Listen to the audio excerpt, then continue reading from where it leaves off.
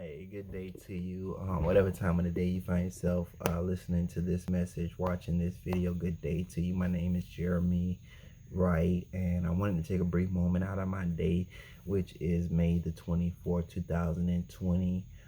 In fact, today is Sunday, May the 24th, 2020. And I actually went to church today, and our church is still open as far as the doors of the church. And my pastor actually brought forth a message. He taught a message. He proclaimed a message today that was a blessing to my life and was great teaching for my life, in which he used the acronym PPE. PPE. And if anybody has ever studied science or worked corporately in a laboratory like myself, such as LabCorp, you understand that PPE is very important, even so much more in today's time, as we have something called coronavirus going around the world, a COVID-19 going around the world.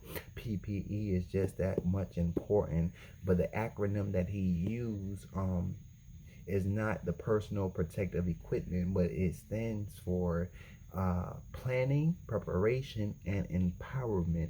Planning, preparation, and empowerment. Therefore, I could not release this word a couple of days ago because there was planning and preparation that had to happen before someone could be empowered.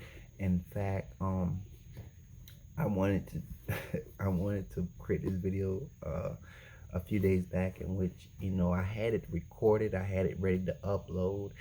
However, I had to delete it, and it was I was being goofy on that video as well, but um I was actually looking at a post that I posted on May the 22nd. The post was from May 22nd, 2012. So it was a post basically from 8 years ago. So I reposted a post from 8 years ago, and that post dealt with love, and it dealt with unconditional love.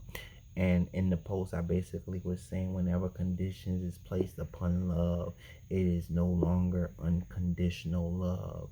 Therefore, we cannot say we love someone if we want to place conditions upon the love for that person, that individual, or whatnot. Therefore, upon that post, reposting that post, the next day I began to clean my closet, in which I have a bookshelf in the closet. And I have a lot of bookshelves, and I don't have enough bookshelves to hold all the books that I have.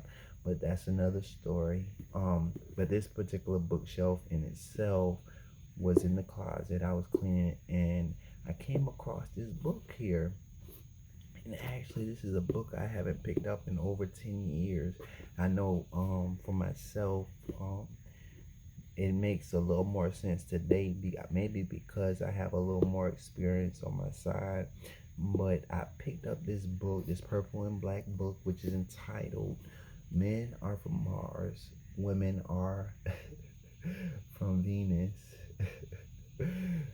Written by Dr. John Gray, and I'm sure it was on the New York bestsellers list. But this book in particular, I immediately opened and began to read the introduction, and Dr. John Gray began to tell the story in the introduction about a week after his daughter Lauren was born by his wife Bonnie in his cell, and how that transition of having a newborn in their life was.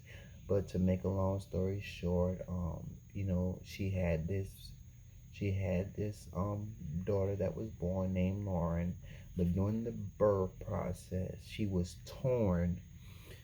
He said she was torn, therefore she was on these painkillers, and she could barely walk or whatnot, yet and still, he actually was home with her for 5 days, and he said after those 5 days he was not able. She seemed to be good, so he went back to work. But shortly afterwards, he went back to work. She ran out of the painkillers, and she was in pain, and she had this newborn. And for myself, being in pain is enough. Being in pain itself is enough, but to add a newborn on top of being in pain, I can only imagine how she felt. And I can only imagine where she was mentally, psychologically, physically, holistically, you know what I mean? But they got into it, and long story short, this is basically, I just want to read this right quick. He said, then something started to happen after, they exchanged their words. Then something started to happen that would change my life. Bonnie said, stop, please don't leave. This is when I need you the most. I am in pain. I haven't slept in days. Please listen to me. I stopped for the moment to listen. She said, John Gray, you're a fair-weathered friend. As long as I'm sweet, loving Bonnie, you are here for me. But as soon as I'm not, you walk right out the door. Then she paused and her eyes filled with tears.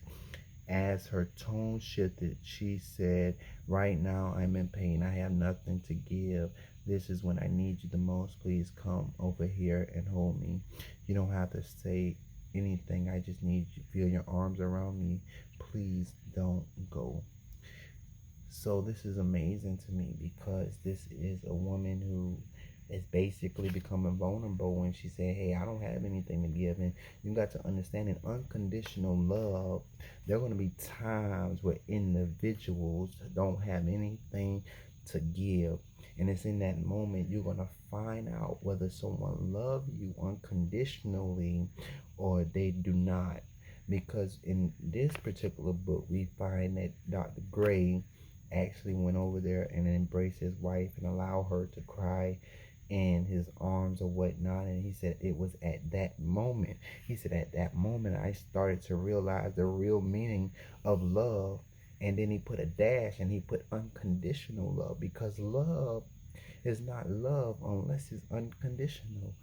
Love is not love unless it's unconditional. I believe anytime you see love within the scriptures, usually we see it being agape. I believe agape would dominate any 6 Greek words of love, or any however many words of love. Agape will dominate, because love is not love unless it is unconditional. So I just pray that you get that and you grab that and know that love is unconditional. It has no conditions. Love is love. And if you love someone, you're going to love them